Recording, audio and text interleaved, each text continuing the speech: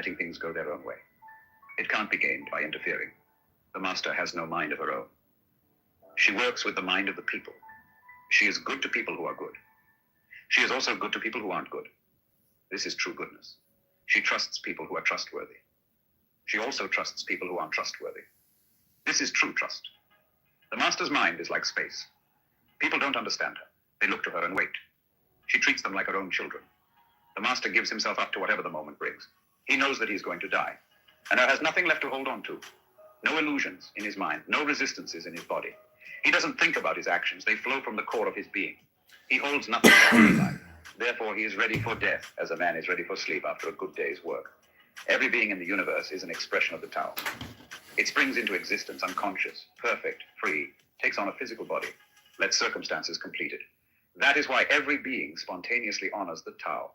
The Tao gives birth to all beings, nourishes them, maintains them, cares for them, comforts them, protects them, takes them back to itself, creating without possessing, acting without expecting, guiding without interfering. That is why love of the Tao is in the very nature of things. In the beginning was the Tao. All things issue from it. All things return to it. To find the origin, trace back the manifestations. When you recognize the children and find the mother, you will be free of sorrow. If you close your mind in judgments and traffic with desires, your heart will be troubled. If you keep your mind from judging and aren't led by the senses, your heart will find peace.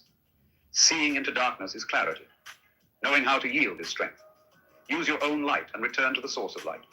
This is called practicing eternity. The great way is easy, yet people prefer the side path. Be aware when things are out of balance. Stay centered within the Tao.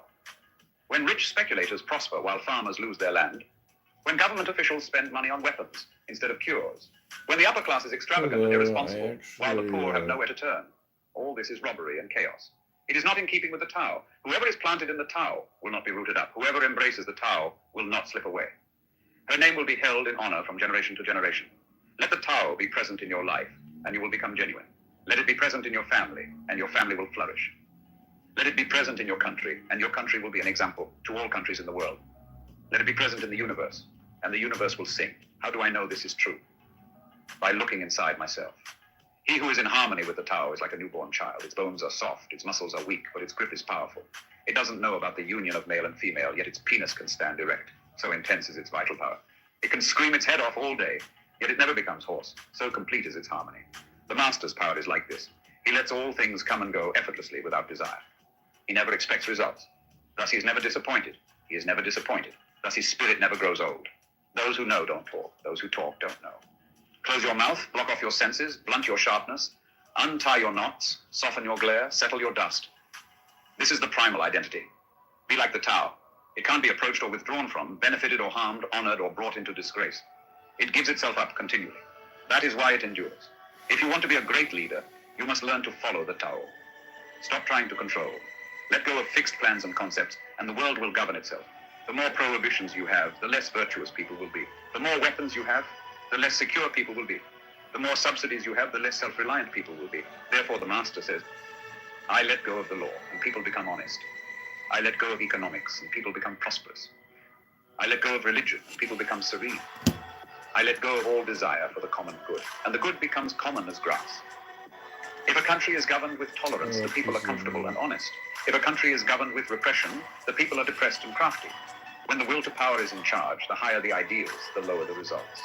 Try to make people happy, and you lay the groundwork for misery. Try to make people moral, and you lay the groundwork for vice. Thus the master is content to serve as an example, and not to impose her will. She is pointed, but doesn't pierce. Straightforward, but subtle. Radiant, but easy. For governing a country well, there is nothing better than moderation. The mark of a moderate man is freedom from his own ideas. Tolerant like the sky, all-pervading like sunlight, firm like a mountain, supple like a tree in the wind. He has no destination in view and makes use of anything life happens to bring his way. Nothing is impossible for him. Because he has let go, he can care for the people's welfare as a mother cares for her child. Governing a large country is like frying a small fish. You spoil it with too much poking. Center your country in the Tao, and evil will have no power. Not that it isn't there, but you'll be able to step out of its way. Give evil nothing to oppose, and it will disappear by itself.